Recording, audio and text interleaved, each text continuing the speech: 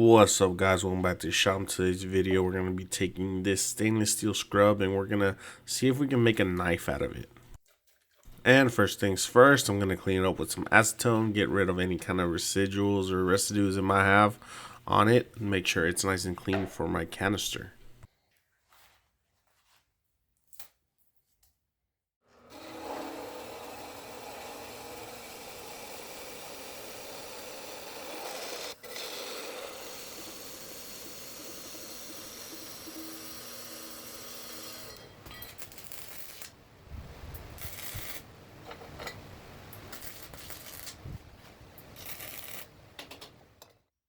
For this canister, I'm doing it a little bit different, and that is I'm not going to put a white coat on the inside. I want everything to kind of weld together.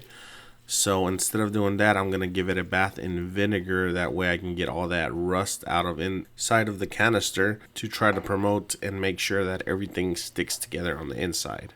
Now, the reason why I'm not putting a layer on the inside is because since the scrubbers are stainless steel, I know that some things are gonna try to not stick, or there might be some things that just don't work properly, and so I want the canister to stay together and not crack open. That way we can make sure we have no air on the inside, and hopefully everything stays nice and tight and shut. And once everything is fully forged, I can just grind off the outside mild steel and we can have a nice clean, hopefully all together billet on the inside.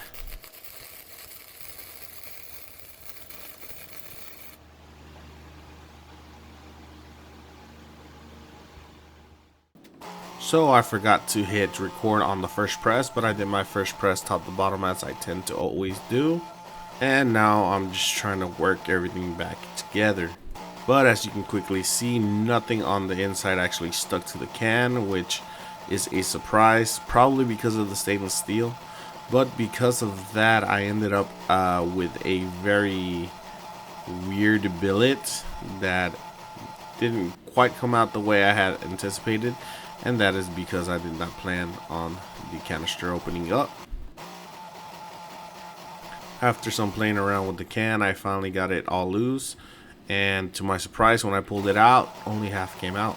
And I know I'll get that comment down there where it's like, oh, it breaks because you're so aggressive with it, or it's crappy steel because of what you're using, blah blah blah, whatever.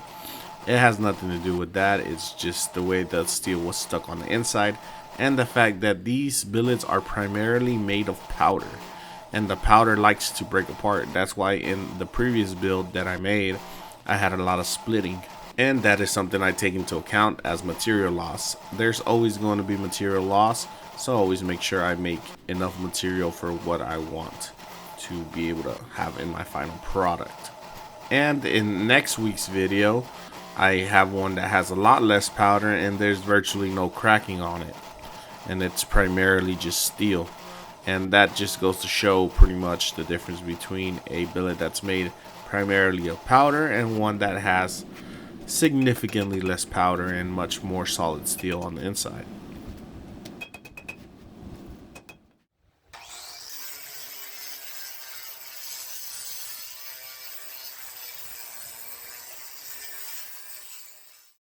So I ended up with two billets, and the only thing I could do was cut out the small billet and then trace that one on the bigger billet, and whatever the loss is the loss, and I just get over it.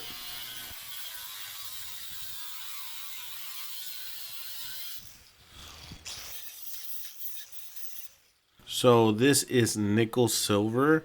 It is an alloy that we can use in place of copper, and since this one has stainless steel, I felt like this would probably be the best option to be able to get everything to stick together, because remember, the scrubbers are made of stainless steel, and stainless steel does not like to bond to regular high carbon.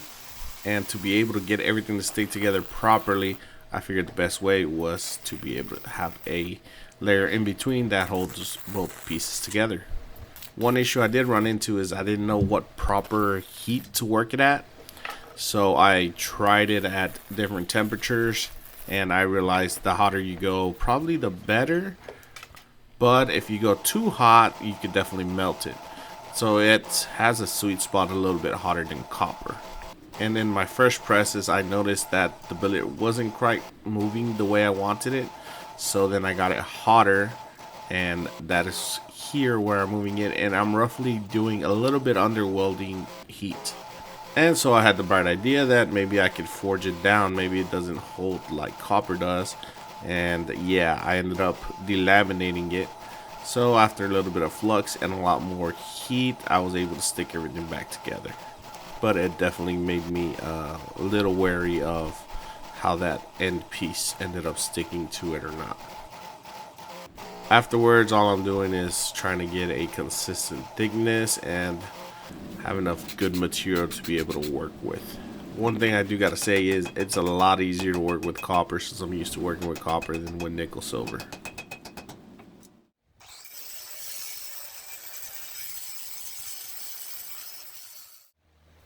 So with this knife, I did a whole bunch of different kind of configurations, and I couldn't really quite figure out what I wanted to do with it. I had a pretty good sized billet, but it's rather thin, and so I ended up going with a bit of a slicer, something that I could get the most use out of the steel, but also have a nice cool design. The grinding for the most part went pretty simple. I had to get rid of all these little cracks at the end and to get to nice clean steel that I can then use for my edge.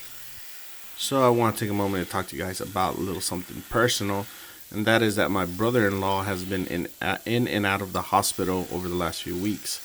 He has been having some issues intestinally, and they don't really know what's going on, but they've been doing tests, and he's been pretty much in and out and in a lot of pain, and because of that, he hasn't been able to work.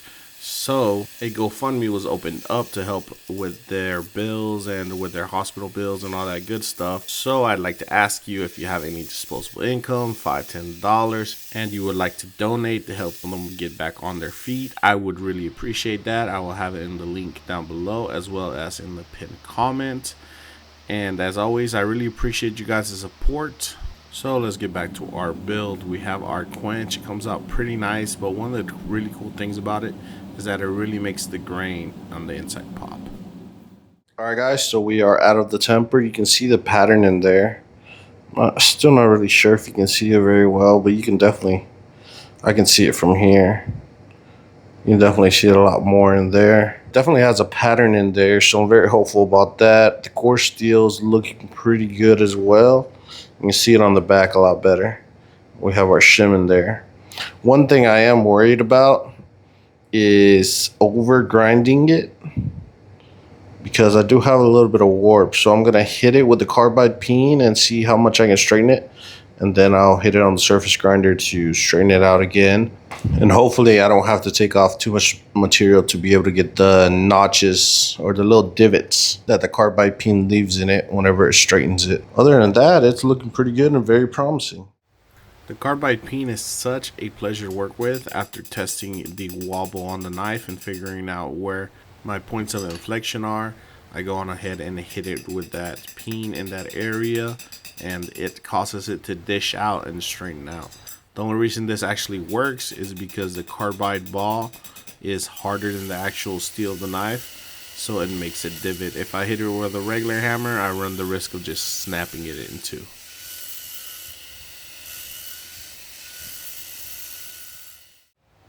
So with the piece surface ground up to 120 grit, I'm going to put in some acid.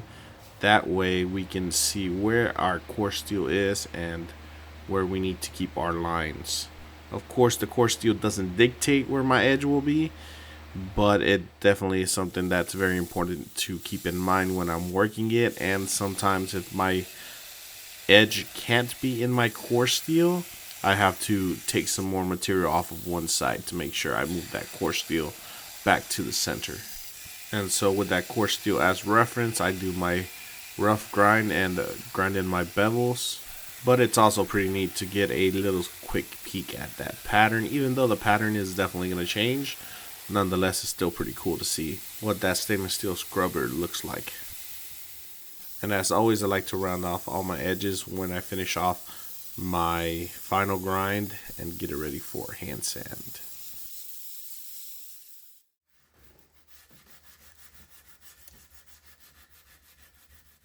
Alright guys, so I'm done hand sanding. I got it up to 800 and we're going to start moving on to the handle. For the handle, we're going to be combining these two pieces of wood. They're both curly maple, except one is dyed black and the other one is just in its natural wood color. I'm going to be cutting this guy in half, be cutting this guy in thirds. Then I'm going to be combining them. I get two handles and an extra piece out of it. And I like the color combination of black and natural look. So we're going to be doing that. And hopefully it comes out looking good.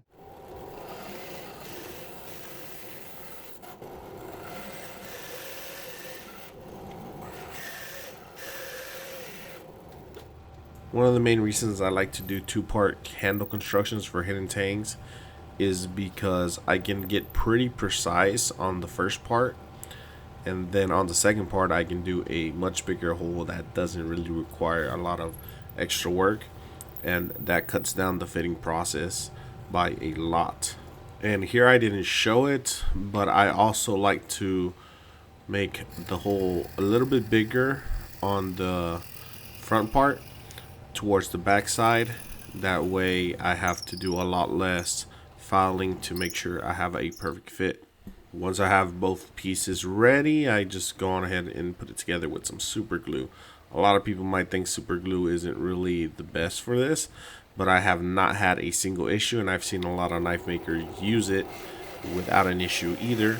But let me know in the comments down below what you think about that. Would you use super glue or would you use something else? And if so, what did you use? Because I've used epoxy before, and sometimes I'll drop the piece and the epoxy does not hold on to it and it snaps in two. And with super glue, I do not have that issue. And believe me, I drop things a lot.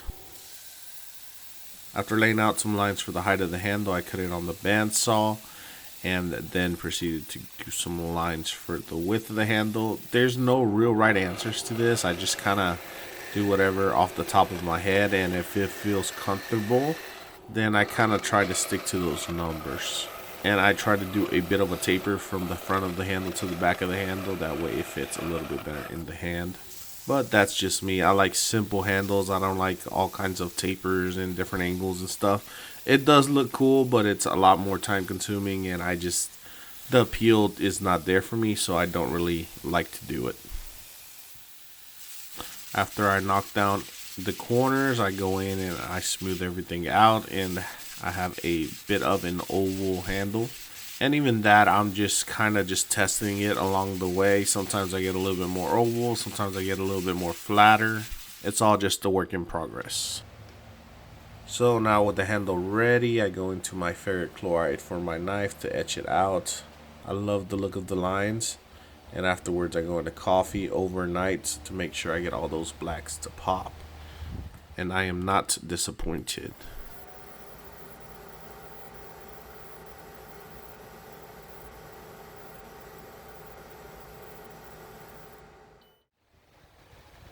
And now we'll move on to the glue up. While I'm doing that, I'd like to ask you guys, if you like these canister builds with weird stuff in them to make knives, let me know in the comments down below. Also, give me ideas of what I could do and what I can throw into a canister to see what the pattern looks like. Also, I've been considering opening up a P.O. box in case anybody wants to send me something to throw into a canister, and so we can see what it looks like. That would be pretty cool. So let me know in the comments down below if you would be willing to do that.